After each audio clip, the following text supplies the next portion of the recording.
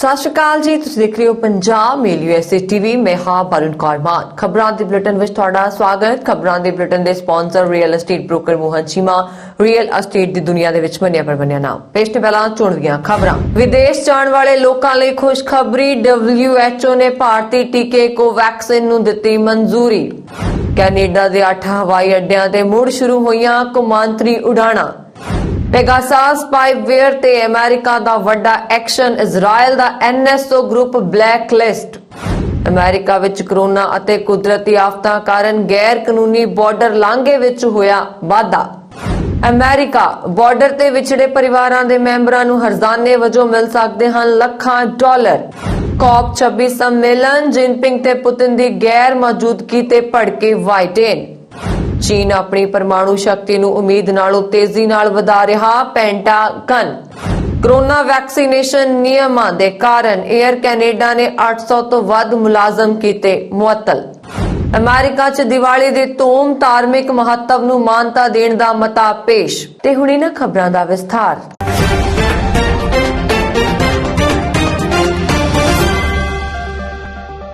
ਲੰਬੇ ਇੰਤਜ਼ਾਰ ਤੋਂ ਬਾਅਦ ਪੂਰੀ ਤਰ੍ਹਾਂ ਸਵਦੇਸ਼ੀ ਕੋਰੋਨਾ ਵੈਕਸੀਨ ਕੋਵੈਕਸਿਨ ਨੂੰ ਵਿਸ਼ਵ ਸਿਹਤ ਸੰਗਠਨ ਤੋਂ ਮਨਜ਼ੂਰੀ ਮਿਲ ਗਈ ਹੈ।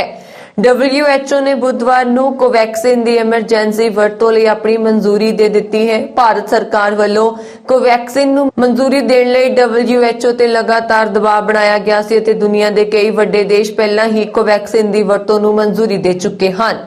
ਸੂਤਰਾਂ ਤੋਂ ਮਿਲੀ ਜਾਣਕਾਰੀ ਅਨੁਸਾਰ WHO ਦੀ ਤਕਨੀਕੀ ਸਲਾਹਕਾਰ ਕਮੇਟੀ ਨੇ ਕੋਵੈਕਸਿਨ ਦੀ ਐਮਰਜੈਂਸੀ ਵਰਤੋਂ ਨੂੰ ਹਰੀ ਝੰਡੀ ਦੇ ਦਿੱਤੀ ਹੈ। ਭਾਰਤ ਵਿੱਚ ਇੱਕ ਵੈਕਸੀਨ ਦਾ ਉਤਪਾਦਨ ਕਰਨ ਵਾਲੀ ਕੰਪਨੀ ਭਾਰਤ ਬਾਇਓਟੈਕ ਅਤੇ ਭਾਰਤ ਸਰਕਾਰ ਵੱਲੋਂ ਇਸ ਨੂੰ ਮਨਜ਼ੂਰੀ ਦਿਵਾਉਣ ਲਈ ਲਗਾਤਾਰ ਕੋਸ਼ਿਸ਼ਾਂ ਕੀਤੀਆਂ ਜਾ ਰਹੀਆਂ ਸੀ। ਵਿਸ਼ਵ ਸਿਹਤ ਸੰਗਠਨ ਨੇ ਕਿਹਾ ਕਿ ਉਸਦੇ ਤਕਨੀਕੀ ਸਲਾਹਕਾਰ ਸਮੂਹ ਨੇ ਪਾਇਆ ਹੈ ਕਿ ਕੋਵੈਕਸਿਨ ਉਹਨਾਂ ਸਾਰੇ ਮਾਪਦੰਡਾਂ ਨੂੰ ਪੂਰਾ ਕਰਦਾ ਹੈ ਜਿਨ੍ਹਾਂ ਤੋਂ ਉੱਪਰ WHO ਨੇ ਹੋਰ ਕੋਰੋਨਾ ਟੀਕਿਆਂ ਨੂੰ ਮਾਨਤਾ ਦਿੱਤੀ ਹੈ। WHO ਨੇ ਕਿਹਾ ਕਿ ਕੋਵੈਕਸਿਨ ਦੀ ਵਰਤੋਂ ਵਿੱਚ ਕੋਈ ਖਤਰਾ ਨਹੀਂ ਹੈ ਅਤੇ ਇਸ ਦੀ ਵਰਤੋਂ ਦੁਨੀਆ ਭਰ ਵਿੱਚ ਕੀਤੀ ਜਾ ਸਕਦੀ ਹੈ। ਕੈਨੇਡਾ ਸਰਕਾਰ ਨੇ ਆਵਾਜਾਈ ਬੰਦਿਸ਼ਾਂ ਵਿੱਚ ਢਿੱਲ ਦਿੰਦਿਆਂ 8 ਹਵਾਈ ਅੱਡਿਆਂ ਤੋਂ ਕੌਮਾਂਤਰੀ ਉਡਾਣਾਂ ਸ਼ੁਰੂ ਕਰਨ ਦਾ ਐਲਾਨ ਕੀਤਾ ਹੈ। ਟਰਾਂਸਪੋਰਟ ਕੈਨੇਡਾ ਵੱਲੋਂ ਜਾਰੀ ਬਿਆਨ ਮੁਤਾਬਕ 3 ਨਵੰਬਰ ਤੋਂ ਹੈਮਿਲਟਨ, ਐਬਸਟਫੋਰਡ, ਕੈਲੋਨਾ, ਰੈਜੀਨਾ, ਵਾਟਰੂ ਅਤੇ ਵਿਕਟੋਰੀਆ ਦੇ ਹਵਾਈ ਅੱਡਿਆਂ ਤੇ ਇੱਕ ਵਾਰੀ ਫਿਰ ਕੌਮਾਂਤਰੀ ਮੁਸਾਫਰਾਂ ਦੀ ਚਹਿਲ ਪਹਿਲ ਨਜ਼ਰ ਆਵੇਗੀ। ਇਨ੍ਹਾਂ ਹਵਾਈ ਅੱਡਿਆਂ ਨੂੰ ਕੈਨੇਡਾ ਦੀ public health agency, Canada border services agency ਅਤੇ ਟਰਾਂਸਪੋਰਟ ਕੈਨੇਡਾ ਨਾਲ ਤਾਲਮੇਲ ਅਧੀਨ ਕੰਮ ਕਰਨਾ ਹੋਵੇਗਾ ਤਾਂ ਕਿ ਮੁਸਾਫਰਾਂ ਦੀ ਸੁਰੱਖਿਆ ਯਕੀਨੀ ਬਣਾਈ ਜਾ ਸਕੇ। ਇੰਟਰਨੈਸ਼ਨਲ ਫਲਾਈਟ ਦੀ ਸ਼ੁਰੂਆਤ ਕਰ ਰਹੇ ਹਵਾਈ ਅੱਡਿਆਂ ਵਿੱਚ ਨਿਊ ਫਾਊਂਡਲੈਂਡ ਅਤੇ ਲੈਬਰਾਡੋਰ ਦਾ ਸੇਂਟ ਜੋਹਨਸ ਇੰਟਰਨੈਸ਼ਨਲ 에ਅਰਪੋਰਟ ਅਤੇ ਸਸਕਾਟੂਨ ਦਾ ਇੰਟਰਨੈਸ਼ਨਲ 에ਅਰਪੋਰਟ ਵੀ ਸ਼ਾਮਲ ਨੇ। ਇਸ ਤੋਂ ਪਹਿਲਾਂ ਕੈਨੇਡਾ ਦੇ 10 ਹਵਾਈ ਅੱਡਿਆਂ ਤੇ ਇੰਟਰਨੈਸ਼ਨਲ ਫਲਾਈਟਸ ਚੱਲ ਰਹੀਆਂ ਨੇ ਜਿਨ੍ਹਾਂ ਵਿੱਚ Toronto, Ottawa, Montreal, Quebec City, Winnipeg, Edmonton, Calgary, Vancouver ਅਤੇ ਹੈਲੀਫੈਕਸ ਸ਼ਾਮਲ ਹਨ। ਅਮਰੀਕਾ, ਇੰਗਲੈਂਡ ਅਤੇ ਭਾਰਤ ਸਮੇਤ ਕਈ ਦੇਸ਼ਾਂ ਵਿੱਚ ਇਜ਼ਰਾਈਲ ਦੀ ਕੰਪਨੀ ਦੇ ਪੈਗਾਸਸ ਸਪਾਈਵੇਅਰ ਨੇ ਹੜਕੰਪ ਮਚਾ ਦਿੱਤਾ ਸੀ। ਇਸ ਸੌਫਟਵੇਅਰ ਰਾਹੀਂ ਲੋਕਾਂ ਦੀ ਜਾਸੂਸੀ ਕਰਵਾਉਣ ਦੀ ਗੱਲ ਸਾਹਮਣੇ ਆਈ ਸੀ। ਭਾਰਤ ਵਿੱਚ ਵੀ ਕਈ ਲੋਕਾਂ ਦੇ ਨਾਂ ਸਾਹਮਣੇ ਆਉਣ ਤੋਂ ਬਾਅਦ ਸਿਆਸੀ ਹੰਗਾਮਾ ਖੜਾ ਹੋ ਗਿਆ ਸੀ। ਉੱਥੇ ਹੁਣ ਅਮਰੀਕਾ ਨੇ ਇਸ ਸੌਫਟਵੇਅਰ ਕੰਪਨੀ ਵਿਰੁੱਧ ਬੁੱਧਵਾਰ ਨੂੰ ਵੱਡਾ ਐਕਸ਼ਨ ਲਿਆ। US ਨੇ NSO ਸਮੂਹ ਨੂੰ ਬਲੈਕ ਲਿਸਟ ਕਰ ਦਿੱਤਾ ਹੈ। ਜਾਣਕਾਰੀ ਮੁਤਾਬਕ ਸੰਯੁਕਤ ਰਾਜ ਅਮਰੀਕਾ ਨੇ ਪੈਗਾਸਸ ਸਪਾਈਵੇਅਰ ਬਣਾਉਣ ਵਾਲੀ ਕੰਪਨੀ ਇਜ਼ਰਾਈਲ ਦੇ NSO ਗਰੁੱਪ ਨੂੰ ਬਲੈਕ ਲਿਸਟ ਕਰ ਦਿੱਤਾ। ਬੀਤੇ ਦਿਨੀ ਕਈ ਦੇਸ਼ਾਂ ਵਿੱਚ ਹੰਗਾਮੇ ਦਾ ਕਾਰਨ ਬਣਿਆ ਇਸ ਸੌਫਟਵੇਅਰ ਦਾ ਨਿਰਮਾਣ ਇਸ ਗਰੁੱਪ ਨੇ ਕੀਤਾ ਹੈ। ਉੱਥੇ ਦੂਜੇ ਪਾਸੇ ਅਮਰੀਕਾ ਨੇ ਇਸ ਕਦਮ ਨੂੰ ਵਿਦੇਸ਼ ਨੀਤੀ ਅਤੇ ਸੁਰੱਖਿਆ ਹਿੱਤਾਂ ਵਿਰੁੱਧ ਕੰਮ ਕਰਨ ਦਾ ਦੋਸ਼ ਲਾਉਂਦੇ ਹੋਏ ਚੁੱਕਿਆ। ਹਾਲਾਂਕਿ ਜਦਕਿ ਵਿਵਾਦ ਸਾਹਮਣੇ ਆਇਆ ਸੀ ਤਾਂ ਇਸ ਨੂੰ ਲੈ ਕੇ ਕੰਪਨੀ ਨੇ ਕਿਹਾ ਸੀ ਇਹ ਸਪਾਈਵੇਅਰ ਅਪਰਾਧੀਆਂ ਤੇ ਅੱਤਵਾਦੀਆਂ ਨੂੰ ਫੜਨ ਲਈ ਬਣਾਇਆ ਗਿਆ ਹੈ ਅਤੇ ਕੰਪਨੀ ਨੂੰ ਇਸ ਨੂੰ ਸਿਰਫ ਕਿਸੇ ਦੇਸ਼ ਦੀਆਂ ਸਰਕਾਰਾਂ ਨੂੰ ਹੀ ਵੇਚਦੀ ਹੈ। ਪਰ ਕੁਝ ਹਾਲ ਹੀ ਵਿੱਚ ਕੁਝ ਰਿਪੋਰਟ ਨਾਲ ਇਸ ਨੂੰ ਲੈ ਕੇ ਹੈਰਾਨ ਕਰਨ ਵਾਲੇ ਦਾਅਵੇ ਕੀਤੇ ਸਨ ਜਿਸ ਦੇ ਮੁਤਾਬਕ ਕਈ ਲੋਕਾਂ ਦੇ ਇਸ ਸਪਾਈਵੇਅਰ ਰਾਹੀਂ ਕਈ ਜਾਸੂਸੀ ਕੀਤੀ ਗਈ ਸੀ। ਅਮਰੀਕਾ ਵਿੱਚ ਕੋਰੋਨਾ ਵਾਇਰਸ ਮਹਾਮਾਰੀ ਅਤੇ ਕੁਦਰਤੀ ਆਫਤਾਂ ਕਾਰਨ ਹੋਰਾਂ ਦੇਸ਼ਾਂ ਤੋਂ ਗੈਰ ਕਾਨੂੰਨੀ ਤੌਰ ਤੇ ਅਮਰੀਕਾ ਵਿੱਚ ਦਾਖਲ ਹੋਣ ਵਾਲੇ ਪ੍ਰਵਾਸੀਆਂ ਦੀ ਗਿਣਤੀ ਵਿੱਚ ਵਾਧਾ ਦਰਜ ਕੀਤਾ ਗਿਆ ਹੈ। ਅੰਕੜਿਆਂ ਅਨੁਸਾਰ ਤਕਰੀਬਨ 1.7 ਮਿਲੀਅਨ ਪ੍ਰਵਾਸੀ, ਜਿਨ੍ਹਾਂ ਵਿੱਚ ਬਹੁਤ ਸਾਰੇ ਮਹਾਮਾਰੀ ਨਾਲ ਤਬਾਹ ਹੋਏ ਦੇਸ਼ਾਂ ਨਾਲ ਸੰਬੰਧਿਤ ਨੇ, ਨੂੰ ਪਿਛਲੇ 12 ਮਹੀਨਿਆਂ ਵਿੱਚ ਗੈਰ ਕਾਨੂੰਨੀ ਢੰਗ ਨਾਲ ਅਮਰੀਕਾ ਵਿੱਚ ਦਾਖਲ ਹੋਣ ਦੀ ਕੋਸ਼ਿਸ਼ ਕਰਨ ਲਈ ਦਰਜ ਕੀਤਾ ਗਿਆ। ਇਹ ਗਿਣਤੀ 1960 ਤੋਂ ਬਾਅਦ ਦੀ ਸਭ ਤੋਂ ਵੱਧ ਗੈਰ ਕਾਨੂੰਨੀ ਕ੍ਰਾਸਿੰਗ ਰਿਕਾਰਡ ਦੀ ਗਿਣਤੀ ਹੈ। ਇਨ੍ਹਾਂ ਅੰਕੜਿਆਂ ਅਨੁਸਾਰ 30 ਸਤੰਬਰ ਨੂੰ ਖਤਮ ਹੋਏ ਵਿੱਤੀ ਸਾਲ ਵਿੱਚ ਇਕੱਲੇ ਬਾਲਗ ਵਿਅਕਤੀਆਂ ਦੀ ਗਿਣਤੀ ਸਭ ਤੋਂ ਵੱਧ 1.1 ਮਿਲੀਅਨ ਜਾਂ ਸਾਰੇ ਗੈਰ ਕਾਨੂੰਨੀ ਪ੍ਰਵਾਸੀਆਂ ਦਾ 64% ਦਰਜ ਹੋਈ ਹੈ। ਇਸ ਦੇ ਨਾਲ ਹੀ ਵੱਡੀ ਗਿਣਤੀ ਵਿੱਚ ਪ੍ਰਵਾਸੀ ਪਰਿਵਾਰ ਵੀ ਸ਼ਾਮਲ ਹਨ, ਜਿਨ੍ਹਾਂ ਦੀ ਗਿਣਤੀ 4,79,000 ਤੋਂ ਵੱਧ ਹੈ। ਇਸ ਦੇ ਨਾਲ ਹੀ ਬਾਰਡਰ ਏਜੰਟਾਂ ਨੇ ਤਕਰੀਬਨ 1,87,000 ਇਕੱਲੇ ਬੱਚਿਆਂ ਦਾ ਸਾਹਮਣਾ ਵੀ ਸਰਹੱਦ ਤੇ ਕੀਤਾ ਹੈ। ਇਨ੍ਹਾਂ ਗੈਰ ਕਾਨੂੰਨੀ ਲਾਂਘਿਆਂ ਵਿੱਚ ਦੁਨੀਆ ਭਰ ਤੋਂ ਲੋਕ ਸ਼ਾਮਲ ਨੇ। ਉਨ੍ਹਾਂ ਵਿੱਚ ਬਹੁਤ ਸਾਰੇ ਲੋਕ ਆਰਥਿਕ ਮੌਕੇ ਦੀ ਭਾਲ ਕਰ ਰਹੇ ਨੇ, ਕਿਉਂਕਿ ਕੋਰੋਨਾ ਵਾਇਰਸ ਮਹਾਮਾਰੀ ਨੇ ਲੱਖਾਂ ਲੋਕਾਂ ਨੂੰ ਨੌਕਰੀ ਤੋਂ ਵਾਂਝੇ ਕਰ ਦਿੱਤਾ। ਅਮਰੀਕੀ ਬਾਰਡਰ ਏਜੰਟਾਂ ਨੇ ਏਸ਼ੀਆ, ਅਫਰੀਕਾ ਤੇ ਲੈਟਿਨ ਅਮਰੀਕਾ ਦੇ 160 ਤੋਂ ਵੱਧ ਦੇਸ਼ਾਂ ਦੇ ਲੋਕਾਂ ਨੂੰ ਫੜਿਆ ਹੈ, ਜਿਸ ਵਿੱਚ ਮੈਕਸੀਕੋ ਅਤੇ ਹੈਤੀ ਦੇ ਲੋਕਾਂ ਦਾ ਸਭ ਤੋਂ ਵੱਡਾ ਹਿੱਸਾ ਹੈ। ਮਹਾਮਾਰੀ ਤੋਂ ਇਲਾਵਾ ਕੁਦਰਤੀ ਆਫਤਾਂ ਜਿਵੇਂ ਕਿ ਤੂਫਾਨਾਂ ਨੇ ਵੀ ਪ੍ਰਵਾਸੀਆਂ ਨੂੰ ਗੈਰ ਕਾਨੂੰਨੀ ਤਰੀਕੇ ਨਾਲ ਅਮਰੀਕਾ ਵਿੱਚ ਦਾਖਲ ਹੋਣ ਲਈ ਮਜਬੂਰ ਕੀਤਾ। ਤੂਫਾਨਾਂ ਨੇ ਗੁਆਟੇਮਾਲਾ, ਹੈਤੀ ਅਤੇ ਹੌਂਡੂਰਸ ਵਿੱਚ ਰੋਜ਼ੀ ਰੋਟੀ ਅਤੇ ਘਰਾਂ ਨੂੰ ਤਬਾਹ ਕਰ ਦਿੱਤਾ, ਜਿਸ ਕਾਰਨ ਬਹੁਤ ਸਾਰੇ ਲੋਕਾਂ ਨੇ ਅਮਰੀਕਾ ਵੱਲ ਕੂਚ ਕੀਤਾ। ਪ੍ਰਵਾਸੀਆਂ ਦੇ ਲਗਾਤਾਰ ਵਾਧੇ ਕਾਰਨ ਸਰਹੱਦ ਦੇ ਨਾਲ-ਨਾਲ ਪ੍ਰੋਸੈਸਿੰਗ ਸੈਂਟਰਾਂ ਤੇ ਭੀੜ ਨੂੰ ਵਾਧਾ ਆਇਆ ਹੈ, ਜਿਸ ਨੇ ਪ੍ਰਸ਼ਾਸਨ ਲਈ ਸਮੱਸਿਆਵਾਂ ਵਿੱਚ ਵਾਧਾ ਕੀਤਾ। ਅਮਰੀਕਾ ਵਿੱਚ ਟਰੰਪ ਪ੍ਰਸ਼ਾਸਨ ਦੁਆਰਾ ਸਰਹੱਦ ਤੇ ਵੱਖ ਕੀਤੇ ਗਏ ਪ੍ਰਵਾਸੀ ਪਰਿਵਾਰਾਂ ਦੇ ਹਰ ਇੱਕ ਮੈਂਬਰ ਨੂੰ ਹੋਏ ਨੁਕਸਾਨ ਲਈ ਮੁਆਵਜ਼ੇ ਵਜੋਂ ਹਜ਼ਾਰਾਂ ਡਾਲਰ ਪ੍ਰਾਪਤ ਹੋ ਸਕਦੇ ਹਨ। ਅਧਿਕਾਰੀਆਂ ਅਨੁਸਾਰ ਕੁਝ ਪਰਿਵਾਰ ਸਿੱਧੇ ਤੌਰ ਤੇ ਪ੍ਰਭਾਵਿਤ ਹਰੇਕ ਮੈਂਬਰ ਲਈ ਤਕਰੀਬਨ 4,50,000 ਡਾਲਰ ਤੱਕ ਪ੍ਰਾਪਤ ਕਰ ਸਕਦੇ ਹਨ। ਇਸ ਲਈ ਵਾਈਡਨ ਪ੍ਰਸ਼ਾਸਨ ਅਤੇ ਪਰਿਵਾਰਾਂ ਦੀ ਨੁਮਾਇੰਦਗੀ ਕਰਨ ਵਾਲੇ ਵਕੀਲਾਂ ਵਿਚਕਾਰ ਗੱਲਬਾਤ ਚੱਲ ਰਹੀ ਹੈ। ਸਾਬਕਾ ਰਾਸ਼ਟਰਪਤੀ ਡੋਨਾਲਡ ਟਰੰਪ ਦੀ ਜ਼ੀਰੋ ਸਹਿਣਸ਼ੀਲਤਾ ਨੀਤੀ ਦੇ ਤਹਿਤ ਦੱਖਣੀ ਸਰਹੱਦ ਤੇ ਲਗਭਗ 5,500 ਬੱਚਿਆਂ ਨੂੰ ਮਾਪਿਆਂ ਤੋਂ ਵੱਖ ਕੀਤਾ ਗਿਆ। ਇਹ ਪ੍ਰਵਾਸੀ ਜ਼ਿਆਦਾਤਰ ਮੱਧ ਅਮਰੀਕਾ ਦੇ ਸਨ, ਜਦਕਿ ਇਸ ਨੀਤੀ ਨੇ ਬ੍ਰਾਜ਼ੀਲ, ਮੈਕਸੀਕੋ ਅਤੇ ਰੋਮਾਨੀਆ ਦੇ ਲੋਕਾਂ ਨੂੰ ਵੀ ਪ੍ਰਭਾਵਿਤ ਕੀਤਾ।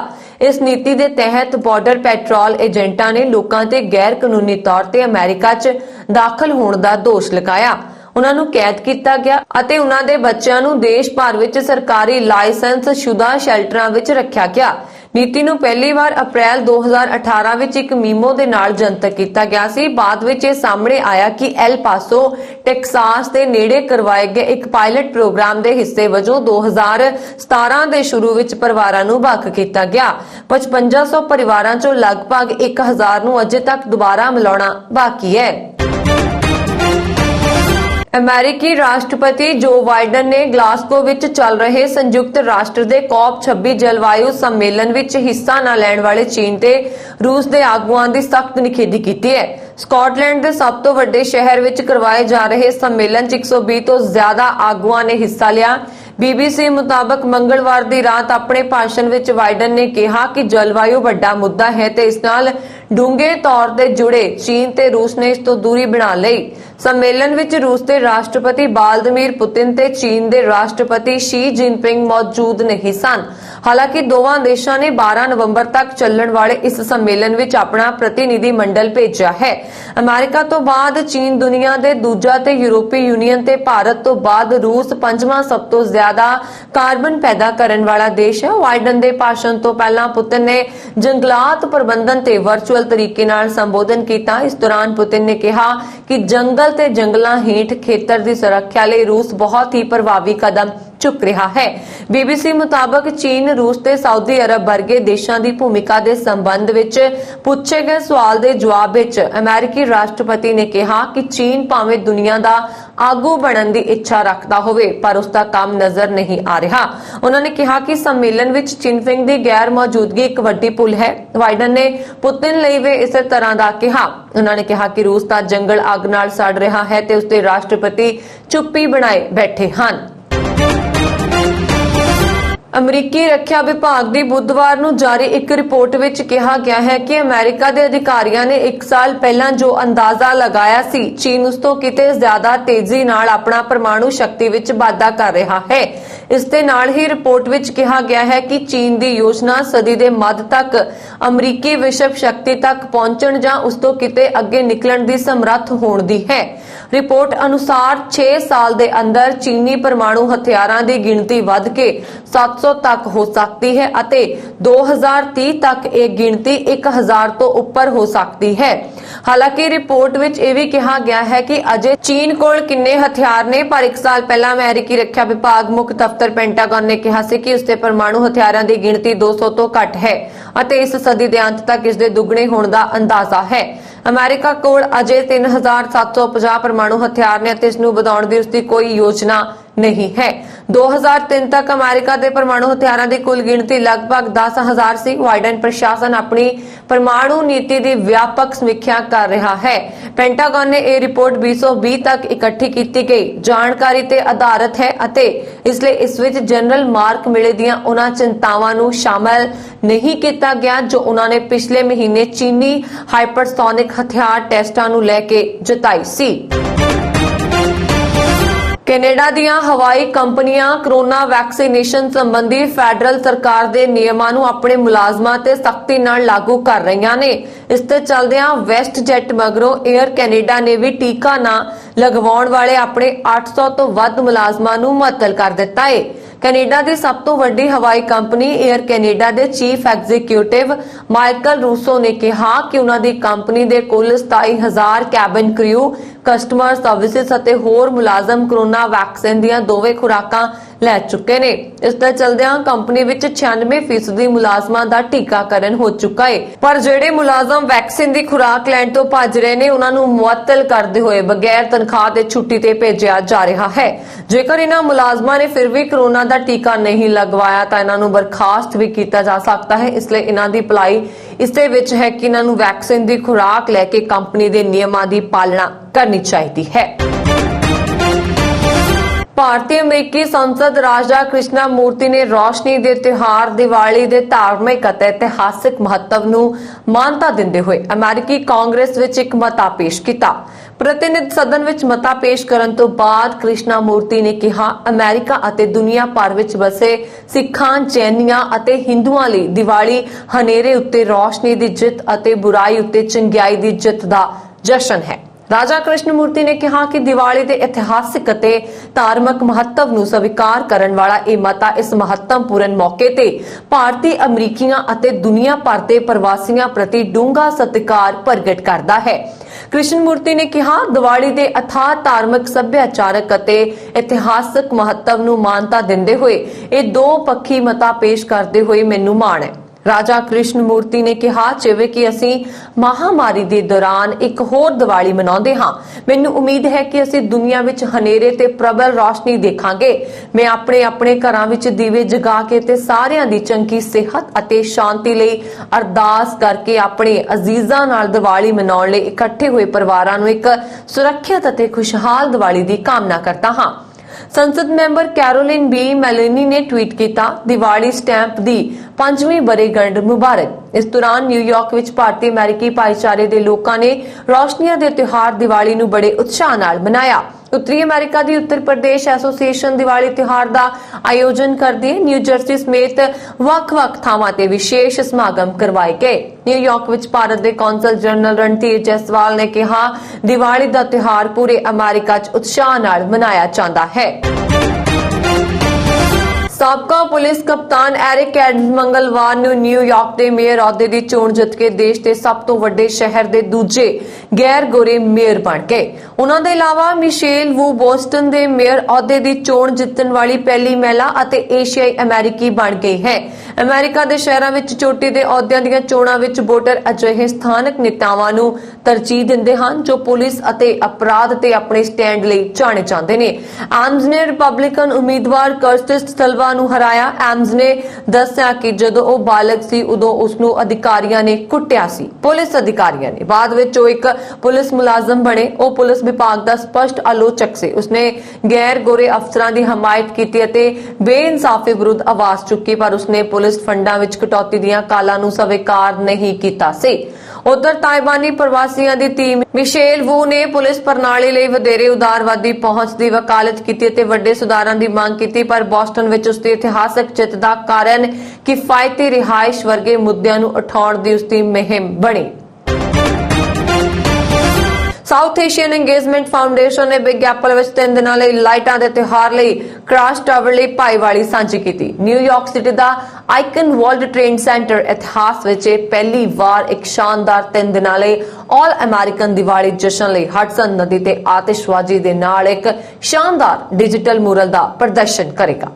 ਕ੍ਰਾਸ ਟਾਵਰ ਅਮਰੀਕਾ ਤੇ ਭਾਰਤ ਦੋਵਾਂ ਵਿੱਚ ਮੌਜੂਦਗੀ ਦੇ ਨਾਲ ਇੱਕ ਪ੍ਰਮੁੱਖ ਕ੍ਰਿਪਟੋ ਐਕਸਚੇਂਜ ਨੇ 2 ਨਵੰਬਰ ਤੋਂ ਸ਼ੁਰੂ ਅਤੇ 4 ਨਵੰਬਰ ਤੱਕ ਹੋਣ ਵਾਲੇ ਇਵੈਂਟ ਲਈ ਦੱਖਣੀ ਏਸ਼ੀਆਈ ਸ਼ਮੂਲੀਅਤ ਫੋਰਮ ਨਾਲ ਆਪਣੀ ਸਾਂਝੇਦਾਰੀ ਕੀਤੀ ਹੈ। ਇੱਕ ਪ੍ਰੈਸ ਰਿਲੀਜ਼ ਅਨੁਸਾਰ ਭਾਰਤੀ ਰੋਸ਼ਨੀ ਦੇ ਤਿਉਹਾਰ ਨਾਲ ਆਤਿਸ਼ਬਾਜ਼ੀ ਦੇਖਣ ਦੀ ਅਮਰੀਕੀ ਪਰੰਪਰਾ ਨੂੰ ਜੋੜਦੇ ਹੋਏ ਹਡਸਨ ਤੇ ਆਤਿਸ਼ਬਾਜ਼ੀ ਦਾ ਪ੍ਰਦਰਸ਼ਨ ਵੀ ਕੀਤਾ ਜਾਏਗਾ। ਅਮਰੀਕਾ ਦੇ ਦੱਖਣੀ ਕੈਲੀਫੋਰਨੀਆ ਇਲਾਕੇ ਵਿੱਚ ਇੱਕ ਵਿਸ਼ਾਲ ਅਤੇ ਬਦਬੂਦਾਰ ਫੁੱਲ ਖਿੜਿਆ, ਜਿਸ ਨੂੰ ਦੇਖਣ ਲਈ ਹਜ਼ਾਰਾਂ ਲੋਕ ਆ ਰਹੇ ਨੇ। ਇੰਡੋਨੇਸ਼ੀਆ ਦੇ ਸੁਮਾਤਰਾ 'ਚ ਪਾਏ ਜਾਣ ਵਾਲੇ ਇਸ ਫੁੱਲ ਦਾ ਡੈਡ ਪਲਾਂਟ ਕਿਹਾ ਜਾਂਦਾ ਹੈ। ਇਹ ਫੁੱਲ ਦੱਖਣੀ ਕੈਲੀਫੋਰਨੀਆ ਬੋਟੈਨੀਕਲ ਗਾਰਡਨ ਵਿੱਚ ਖਿੜਿਆ। ਦੱਸਿਆ ਜਾ ਰਿਹਾ ਹੈ ਕਿ ਅਮੋਰਫੋਫਾਜ਼ ਪ੍ਰਜਾਤੀ ਦਾ ਇਹ ਪੌਦਾ ਪੈਦਾ ਐਤਵਾਰ ਦੁਪਹਿਰ ਨੂੰ ਖਿੜਨਾ ਸ਼ੁਰੂ ਹੋਇਆ। ਇਸ ਫੁੱਲ ਨੂੰ ਦੇਖਣ ਲਈ ਇੱਛਾ ਲੋਕਾਂ 'ਚ ਇੰਨੀ ਜ਼ਿਆਦਾ ਸੀ ਕਿ ਮੰਗਲਵਾਰ ਸ਼ਾਮ ਤੱਕ ਇਸ ਬਾਗ ਦੀਆਂ ਸਾਰੀਆਂ ਟਿਕਟਾਂ ਵਿਕ ਚੁੱਕੀਆਂ ਸਨ। ਦੱਸਿਆ ਜਾ ਰਿਹਾ ਕਿ ਮੰਗਲਵਾਰ ਸ਼ਾਮ ਤੱਕ ਕਰੀਬ 5000 ਲੋਕਾਂ ਨੇ ਇਸ ਅਜੀਬ ਫੁੱਲ ਨੂੰ ਦੇਖਿਆ। ਹਾਲਾਂਕਿ ਨਿਰਾਸ਼ਾਜਨਕ ਗੱਲ ਇਹ ਰਹੀ ਕਿ ਇਹ ਫੁੱਲ ਲਗਭਗ 48 ਘੰਟਿਆਂ ਲਈ ਹੀ ਖਿੜਿਆ ਅਤੇ ਇਸ ਤੋਂ ਬਾਅਦ ਇਹ ਮੁਰਝਾ ਗਿਆ। ਜਦੋਂ ਇਹ ਫੁੱਲ ਖਿੜਿਆ ਹੋਇਆ ਸੀ ਉਸ ਸਮੇਂ ਇਸ ਦੀ ਬਦਬੂ ਬਹੁਤ ਤੇਜ਼ ਸੀ। ਇਸ ਦੁਰਲਭ ਫੁੱਲ ਨੂੰ ਅਮੋਰਫੈਫਲਸ ਟਾਈਟਨਮ ਵੀ ਕਿਹਾ ਜਾਂਦਾ ਹੈ ਅਤੇ ਇਹ 10 ਫੁੱਟ ਉੱਚਾ ਹੋ ਸਕਦਾ ਹੈ। ਇਹ ਫੁੱਲਦਾਰ ਪੌਦੇ ਸਿਰਫ ਇੰਡੋਨੇਸ਼ੀਆ ਦੇ ਸੁਮਾਤਰਾ ਟਾਪੂ ਤੇ ਉੱਗਦੇ ਹਨ। ਸੁਮਾਤਰਾ ਵਿੱਚ ਜੰਗਲਾਂ ਨੂੰ ਲਗਾਤਾਰ ਤਬਾਹ ਕੀਤਾ ਜਾ ਰਿਹਾ, ਜਿਸ ਕਾਰਨ ਇਹ ਪੌਦਾ ਹੁਣ ਖਤਮ ਹੋਣ ਦੇ ਕੰਢੇ ਤੇ ਪਹੁੰਚ ਗਿਆ। ਹੁਣ ਉਹਨਾਂ ਨੂੰ ਬਚਾਉਣ ਲਈ ਪੂਰੀ ਦੁਨੀਆ ਵਿੱਚ ਕੋਸ਼ਿਸ਼ਾਂ ਕੀਤੀਆਂ ਜਾ ਰਹੀਆਂ ਹਨ। ਪਾਕਿਸਤਾਨ ਵਿੱਚ ਸਿੱਖ ਭਾਈਚਾਰੇ ਵੱਲੋਂ ਕਿਰਪਾਨ ਸੰਬੰਧੀ ਇੱਕ ਕਾਨੂੰਨ ਬਣਾਉਣ ਦੀ ਮੰਗ ਰੱਖੀ ਗਈ। ਅਸਲ ਵਿੱਚ ਸਿੱਖ ਧਰਮ ਮੁਤਾਬਕ ਸਿੱਖਾਂ ਨੇ 5 ਕਕਾਰ ਮਤਲਬ ਕੇਸ, ਕੰਗਾ, ਕੜਾ, ਕੱਛਾ ਅਤੇ ਕਿਰਪਾਨ ਧਾਰਨ ਕਰਨੇ ਹੁੰਦੇ ਨੇ, ਪਰ ਖੈਬਰ ਪਖਤੂਨਖਵਾ ਵਿੱਚ ਸਿੱਖਾਂ ਦਾ ਕਹਿਣਾ ਹੈ ਕਿ ਉਹਨਾਂ ਨੂੰ ਜਨਤਕ ਤੌਰ ਤੇ ਕਿਰਪਾਨ ਲਿਜਾਣ ਦੀ ਆਗਿਆ ਨਹੀਂ ਹੈ। ਦੀ ਐਕਸਪ੍ਰੈਸ ਟ੍ਰਿਬਿਊਨ ਦੇ ਰਿਪੋਰਟ ਮੁਤਾਬਕ ਕਿਰਪਾਨ ਨੂੰ ਲੈ ਕੇ ਕੋਈ ਕਾਨੂੰਨ ਨਾ ਹੋਣ ਕਾਰਨ ਖੈਬਰ ਪਖਤੂਨਖਵਾ ਦੇ ਸਿੱਖ ਪਰੇਸ਼ਾਨ ਨੇ। ਉੱਥੇ ਪਾਕਿਸਤਾਨ ਦਾ ਸੰਵਿਧਾਨ ਧਰਮ ਦੀ ਆਜ਼ਾਦੀ ਦੀ ਗਰੰਟੀ ਦਿੰਦਾ ਹੈ।